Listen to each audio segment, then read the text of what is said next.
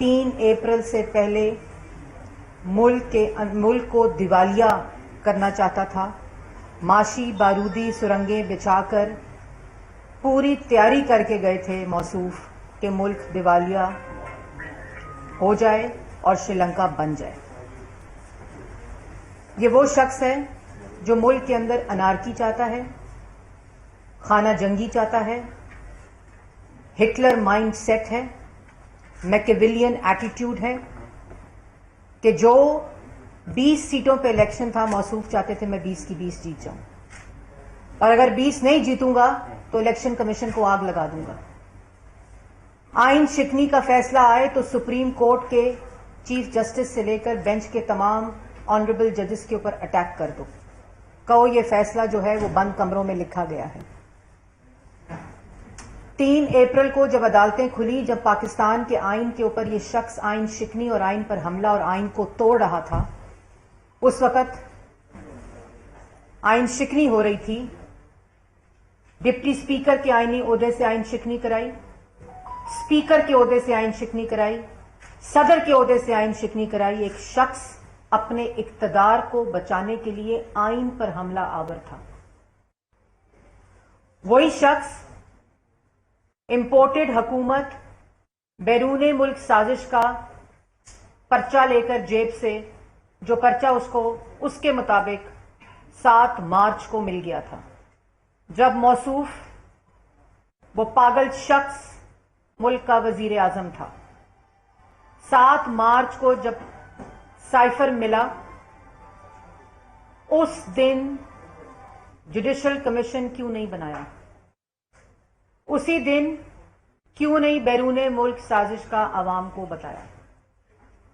उसी दिन असेंबली तहलील करके इलेक्शन में क्यों नहीं गए? खैबर पख्तूनख्वा में भी हुकूमत, पंजाब में भी हुकूमत, वफाक में भी हुकूमत, क्यों नहीं किया? क्यों नहीं आवाम को बताया? और अब अफवाज पाकिस्तान हो, रियासती अदारे हों, हर तकरीर में मुनज़्ज़म तरीके से उन पर अटैक करता है, उनको कहता है कि मेरी हुकूमत क्यों नहीं बचाई? वो हुकूमत जो पाकिस्तान की आवाम ने तुमसे छीनी है, वो इक़्तिदार जिसने पाकिस्तान की आवाम को गरीब किया, मफलूज किया, बेरोजगार किया, भूखा किया, मुल्क की मईशत को तबाह किया, मुल्क की दाखिला और खारजा पॉलिसी को तबाह किया, मुल्क के अदारों को कमजोर करने की कोशिश की। कभी वजीर आजम हाउस के अंदर तैयबा गुल को अगवा करके, चेयरमैन नैब को कॉम्प्रोमाइज करके, उसकी वीडियो दिखा के, उसके सबूत दिखा के, पूरे अदारे को कॉम्प्रोमाइज करके सियासी मुखालफिन के खिलाफ केसेस बनाए। FIA के DG को वजीर आजम हाउस के अंदर बिठाकर धमकाकर ये केसेस बनाने के ऑर्डर देते रहे। जब उसने नहीं सुना तो नौकरी से निकाल दो।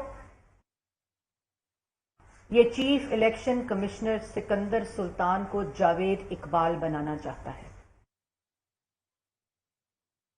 क्योंकि इलेक्शन कमीशन ने फॉरेन फंडिंग का फैसला देना है। जिस फॉरेन फंडिंग को गैर कानूनी, गैर आईनी तौर पर अपने मुलाजमों के जरिए मुल्क में पैसे मंगवाकर, अपने पार्टी ओहदेदारों के अकाउंट्स में पैसे मंगवाकर, अरबों की मनी लॉन्ड्रिंग करके आज मुल्क को जो नुकसान पहुंच रहा है वो इसी फॉरेन फंडिंग से पहुंच रहा है।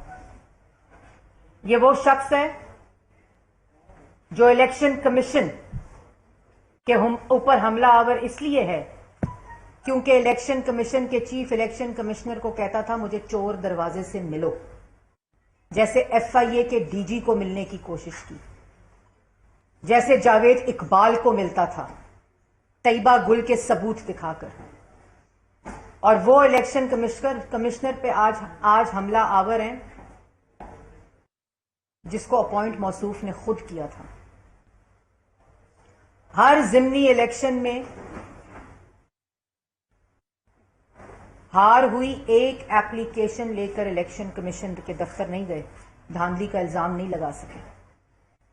आज अगर इदारा तुम्हारी बात नहीं सुनता, इलेक्शन कमिश्नर तुम्हें चोर दरवाजे से मिलता नहीं है, तो तुम इलेक्शन कमीशन के ऊपर हमला आवर होते हो। یہ الیکشن کمیشن کو چاہیے تھا، اس کو اپیزمنٹ کی عادت ہو چکی ہے. اس میکیولین ایٹیٹیوڈ، رویے، فاشسٹ آدمی کو اپیزمنٹ کی عادت ہو چکی ہے. سپریم کورٹ فیصلہ سنائے اس کے خلاف تو سپریم کورٹ پر حملہ آور ہو جاؤ. آج الیکشن کمیشن کا استعفیٰ مانگ رہا ہے، کل کہے گا چیف جسٹس استعفیٰ دیں. جو سیاسی مخالف اس کے خلاف بات کرے اس کو سزائے موت کی چکی میں ڈال دو. جو ادارہ اس کے خلاف بات کرے اس ادارے کا سربراہ استعفیٰ دے. جو میڈیا اس کے بارے میں بات کرے اس کو آئینہ دکھائے، ان کی زبانیں بند کر دو، گولیاں مارو، پسلیاں توڑو، ناک کی ہڈیاں توڑو، سینسرشپ کرو، ان کے پروگرامز چھینو، ان کے پروگرامز بند کرو، ان کے قلم پہ تالا لگاؤ. پارلیمان اس سے سوال کرے تو پارلیمان کو تالا لگاؤ. یہ ہٹلر مائنڈ سیٹ کا شخص ہے. ملک میں تقسیم چاہتا ہے، ملک میں خانہ جنگی چاہتا ہے، ملک میں افراتفری چاہتا ہے، ملک میں انتشار چاہتا ہے، ملک کے ہر ادارے کو تباہ کرنا چاہتا ہے. نوجوانوں کو یہ بات سمجھنی پڑے گی. آج ملک کے اندر ایک دن کے اندر سیاسی عدم استحکام کی وجہ سے معاشی عدم استحکام کی طرف اشاریے جا رہے ہیں، صرف عمران خان کی وجہ سے. اقتدار کی کرسی میں بیٹھ کر معاشی تباہی کی، اقتدار کی کرسی پر بیٹھ کر معاشی بارودی سرنگیں بچھائیں، اقتدار کی کرسی پر بیٹھ کر ملک میں مہنگائی کا طوفان لایا، اقتدار کی کرسی پر بیٹھ کر ملک کو بھوکا کیا، کارٹلز اور مافیا کی حکومت کو مسلط کیا، اداروں کو مفلوج کیا، اداروں کو کمزور کیا، اداروں کو استعمال کر کے، ریاستی طاقت کو استعمال کر کے سیاسی مخالفین کو سیاسی انتقام کا نشانہ بنایا.